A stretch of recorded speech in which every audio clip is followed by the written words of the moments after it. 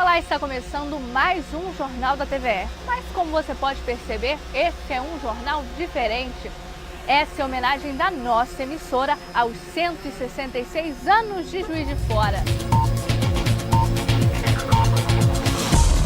Desde o dia 17 deste mês, estamos fazendo uma série de reportagens especiais em comemoração ao aniversário da nossa cidade. Falamos sobre religiões, etnias, prédios e construções históricas aqui da cidade. O especial de hoje é um fechamento de todo esse trabalho. Vamos falar dos colecionadores do passado. Onde está o acervo da memória de Juiz de Fora e quem são as pessoas que fazem isso também acontecer? O acervo é reunido através de muita pesquisa e agrupado também através das doações realizadas por colaboradores. Vamos responder as perguntas dos juiz-foranos, como estão as obras do Museu Mariano Procópio.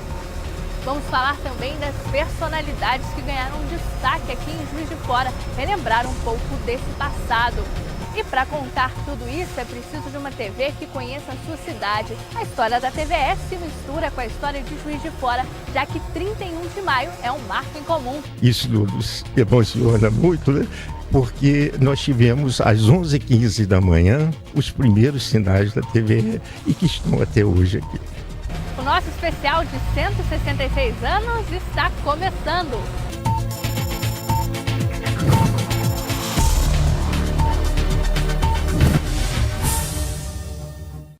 Registrar, seja da maneira que for, é uma forma de eternizar o passado. E que bom que em Juiz de Fora parte dessa memória está preservada. Agora a gente te mostra onde procurar essa memória e mais, te desafia a fazer seus próprios recortes do passado. Entre todo o acervo da Funalfa existe a divisão de memória. É aqui que estão guardados os depoimentos gravados pelo Museu da Imagem e do Som, além de diversos outros materiais que contam momentos importantes da história e pessoas importantes também para a cidade de Juiz de Fora.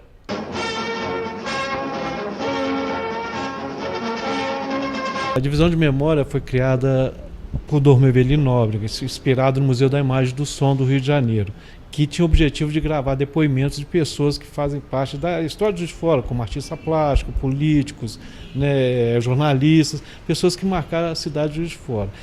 O acervo da divisão de memória conta com depoimentos de personalidades importantes de Juiz de Fora e também disponibiliza um conteúdo de momentos históricos do país. Além disso, né, a gente tem sob nossa guarda os cinejornais da Carriço Filmes. São cópias, né, que os originais estão na Cinemateca de São Paulo. Todo o material produzido por aqui ou doado pela população fica disponível para qualquer pessoa que se interesse por algum personagem ou tema que faça parte da história de Juiz de Fora. A pessoa querendo um desses depoimentos ou algum cinejornal, ela também assina um termo de responsabilidade do uso desse material que está sendo cedido. Isso de uma forma graciosa. O acervo apresenta personalidades importantes de diversas áreas de interesse, construindo assim um banco de dados diversificado e inestimável. A gente está preservando um pouquinho da memória, né, através de áudio, né, e também pouca parte, né, também através do vídeo, dessas pessoas que deixaram a sua marca aqui na cidade. Com mais de 1,5 séculos de existência, Juiz de Fora se transformou diversas vezes. Além do projeto da Funalfa, outra iniciativa importante para manter a história da cidade viva é através do trabalho de Maurício Correia. Ele conta com a participação da população para manter um acervo com milhares de fotos antigas da cidade. Eu tenho já publicado no meu Facebook 12.029 fotos, faltando praticamente 40 mil para serem publicadas, mas todo dia eu recebo no bate-papo, no meu e-mail, fotos dos meus colaboradores. O interesse do Maurício começou ainda na infância. De lá para cá, a paixão por divulgar momentos históricos só tem crescido. Aí comecei a procurar locais que eu conheci no passado, hoje infelizmente não existe mais, e parti para a cidade de Juiz de Fora. Maurício posta em seu site fotos de pessoas anônimas, lugares e construções importantes para a história da cidade. Pessoas, locais que foram demolidos, estradas, veículos, a cidade em geral, a verdade é essa. Graças a iniciativas como a dele, parte da história da cidade que poderia ter se perdido está recuperada e disponível para a população. Você não tem dinheiro no mundo que pague. A criança te fazer uma pergunta, você responde. Você vê o brilho no olhar dela, entendeu? Fundamental.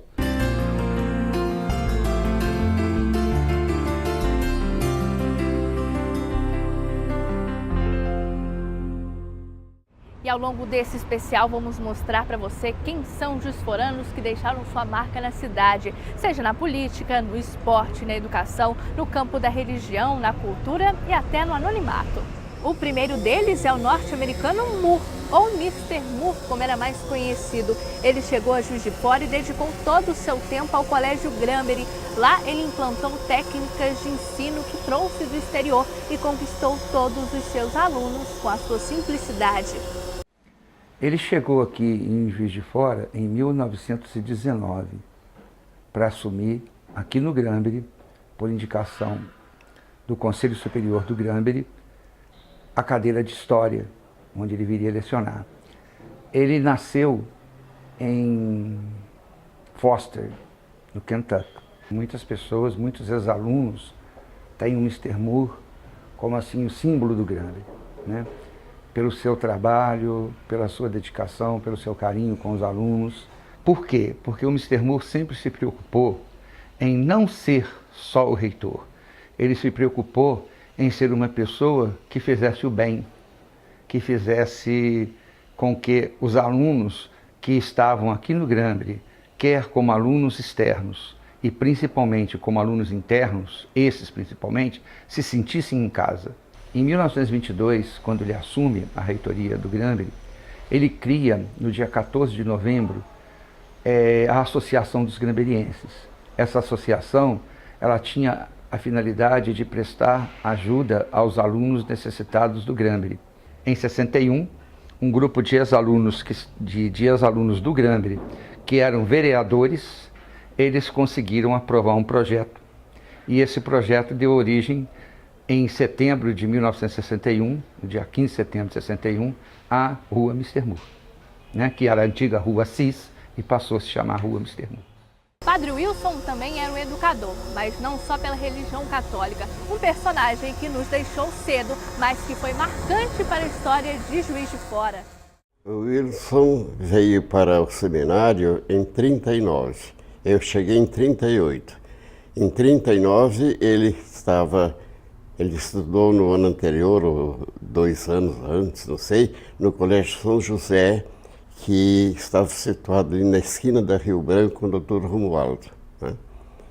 Então ele veio para o seminário e entrou no primeiro ano conosco. Nós éramos no primeiro ano de ginásio.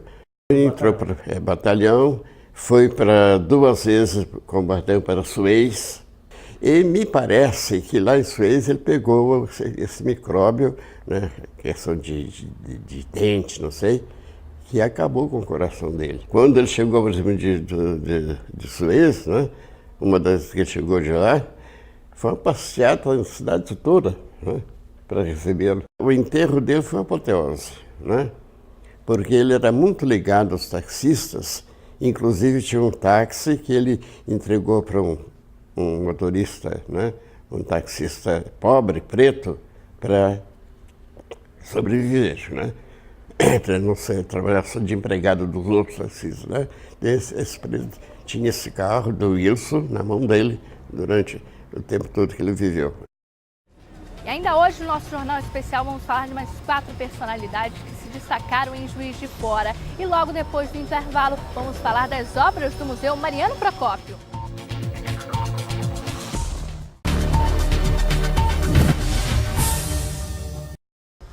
Se você é de Juiz de Fora, muito provavelmente já deve ter passado pelo Museu Mariano Procópio. Mas eu não falo dos jardins, não. Eu falo do prédio principal lá dentro, fechado desde 2008 para as obras de revitalização. Mas para que o espaço retome a sua aparência inicial, esse processo é demorado, leva tempo. Enquanto isso, o visitante quer saber em que pé estão as obras e qual será o futuro do Museu Mariano Procópio.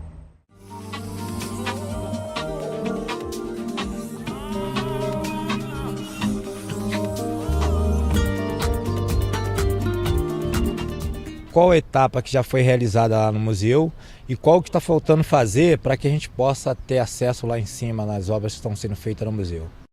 Foram realizadas praticamente todas as obras que eram consideradas emergenciais, ou seja, a questão do reforço estrutural, tanto do prédio Mariano Procópio, quanto o reforço estrutural da Vila Ferreira Lage, que foi um trabalho mais delicado, de substituição de solo, com o problema resolvendo o problema da drenagem seca, restauração das fachadas que tinham fissuras, restauração do telhado que estava coberto por zinco há mais de 40 anos, então se restaurou a volumetria, o mesmo tipo de telha, com a modernidade e garantia do presente, como, por exemplo, bandejas para proteger contra as infiltrações de qualquer acidente. Foi feito o restauro das esquadrias de madeiras, foi feito o restauro das pinturas decorativas, foi se decapado e se pôde ver novamente os forros em estuque, restaurado o papel de paredes. E por que as obras têm demorado tanto? Para que a gente não perca o que ainda se preservou e que possamos restituir esta casa ao que propomos, ou seja, essa casa do século XIX, que muitas áreas estavam cobertas por intervenções indevidas, tintas, ações indevidas, que não oportunizavam ao visitante conhecer, mesmo porque esse prédio estava em risco. Olha, eu gostaria de saber quais são as partes das obras que o público, né, e a gente como público já pode visitar, né, a gente já poderia visitar. Oferecemos visitas guiadas, as visitas técnicas, que são para os públicos das áreas afins, como por exemplo história, arquitetura, artes, que tem essa possibilidade de estar conhecendo, de estar vivenciando as ações, assim como oficinas técnicas, como por exemplo realizadas com a Faculdade de Arquitetura, ou para o público em geral, que é o restauro visitável. Com isso, a pessoa vem conhecer o que está sendo feito, por que está sendo feito, qual o objetivo dessas intervenções? O nosso jardim está entre os 12 jardins históricos tombados do país. E o jardim não é uma parte menor do museu, pelo contrário. Ele é que nos possibilitou esse tombamento federal. Ele é que carreou o processo junto com a arquitetura e com o acervo. Seu Douglas, qual a importância da restauração para a comunidade de Juiz de Fora? Eu acredito piamente que esse museu seja um alavancador do processo de desenvolvimento da cidade e possa contribuir na recuperação do papel da cidade como protagonista da cultura e também alavancar o turismo. Mas isso é preciso que concluamos os projetos dando essa dimensão nacional.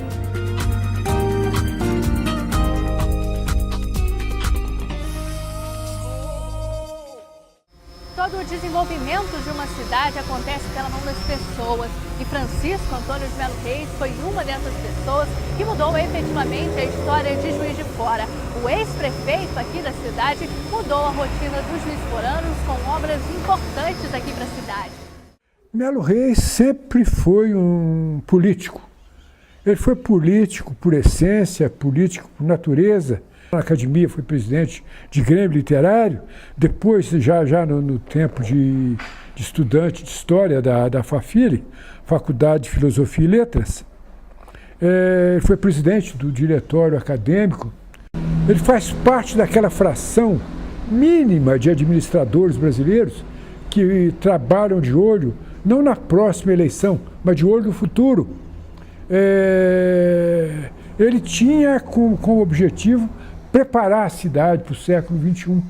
Extremamente popular, ele deixou a prefeitura com uma taxa de aprovação muito grande, e as obras dele estão aí até hoje, reverenciadas.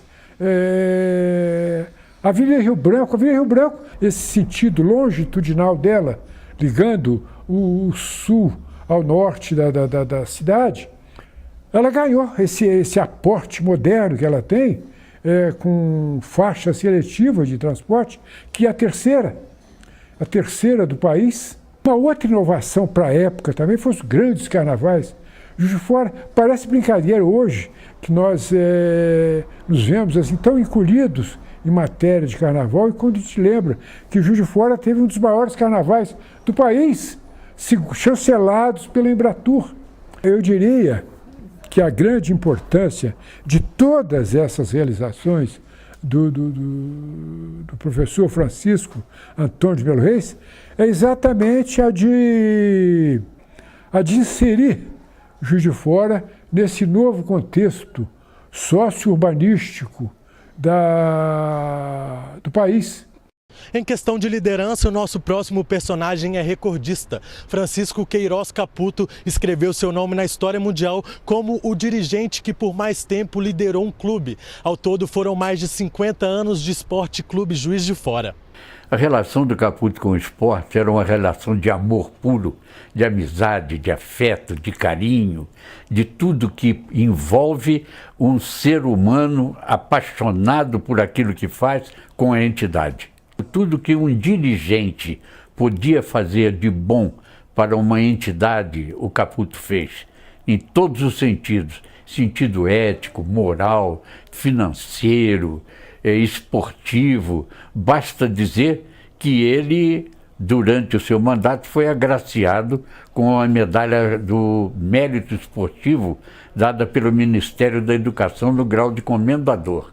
Ele foi o idealizador e construtor da primeira piscina suspensa construída na América do Sul, que é aquele monumento esportivo que está lá até hoje.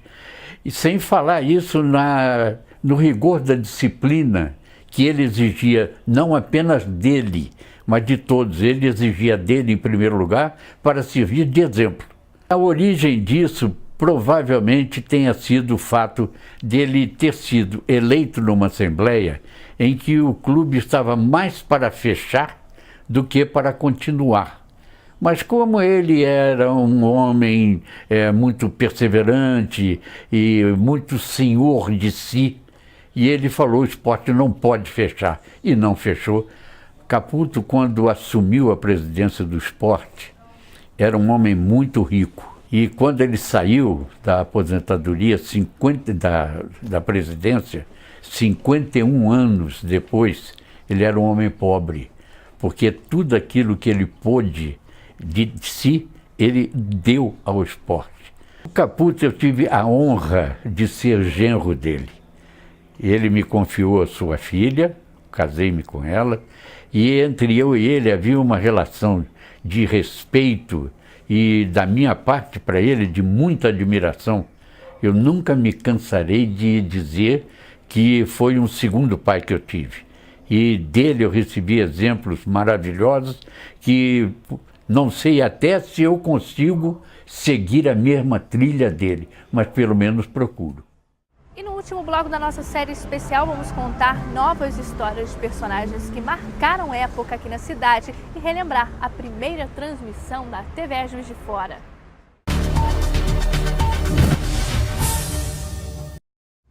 A nossa história se mistura com a história de Juiz de Fora.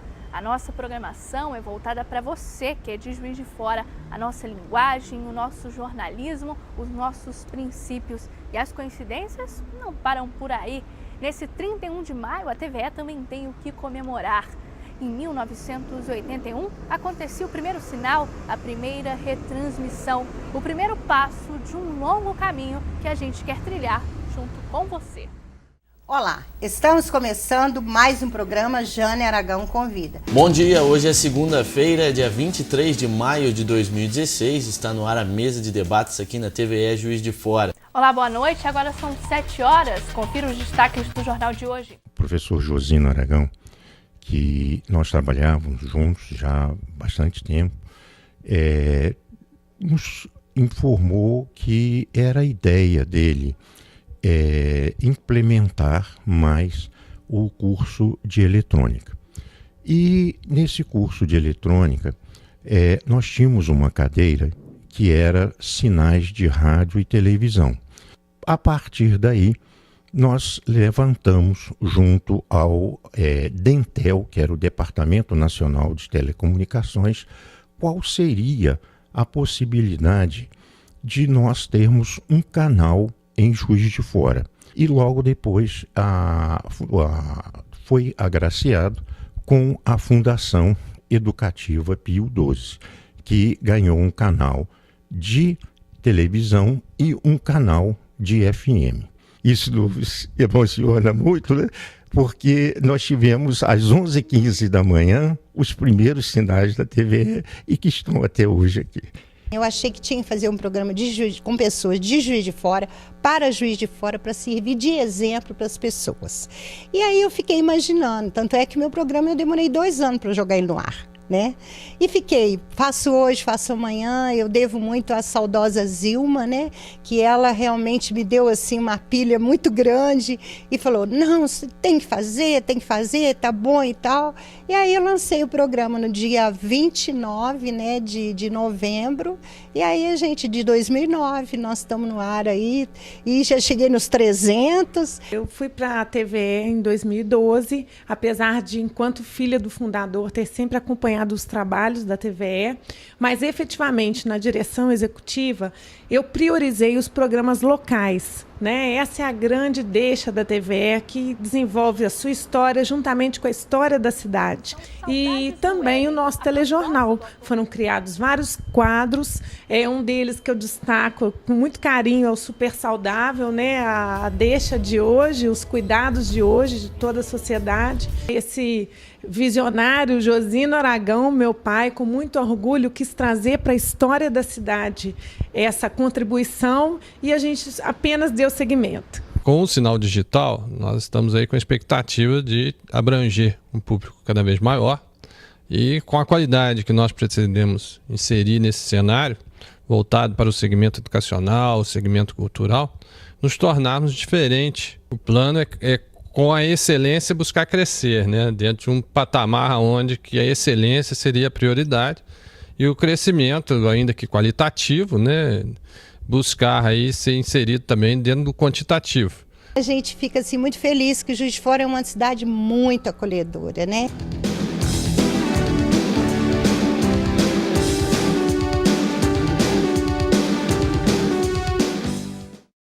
Olha, ainda não acabou. Nós vamos falar ainda da arte e do anonimato. Robson Terra foi o homem das 40 profissões e não foi só destaque dos palcos e de seus personagens. Ele deixou saudades na área da educação e na comunicação.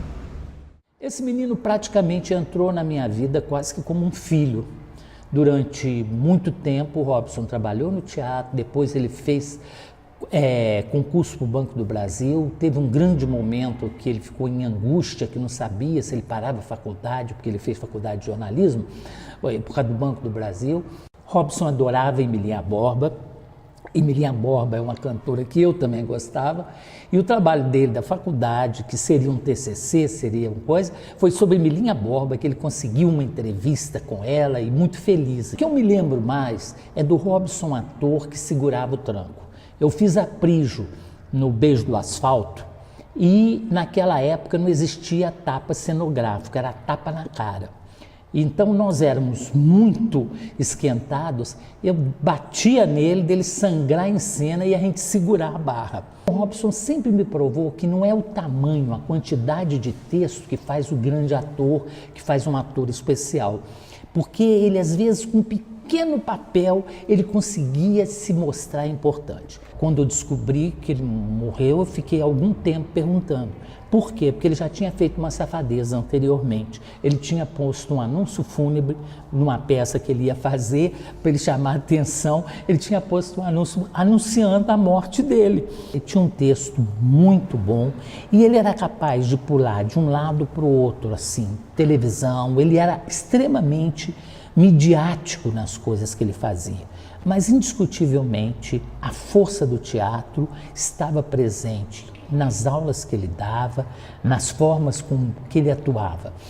é uma pessoa especial que eu tenho um carinho de ter visto desde menino e ver o crescimento dele.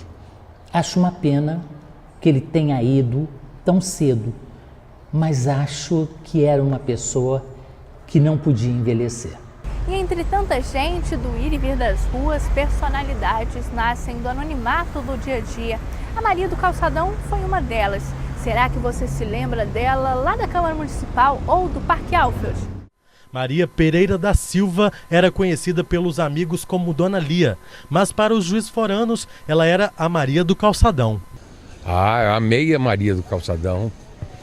Quando a gente ia passando, era aquele grito que ecoava. Com todos os problemas que todo mundo achava que ela podia ter, inclusive de cabeça, mas ela era uma pessoa muito inteligente.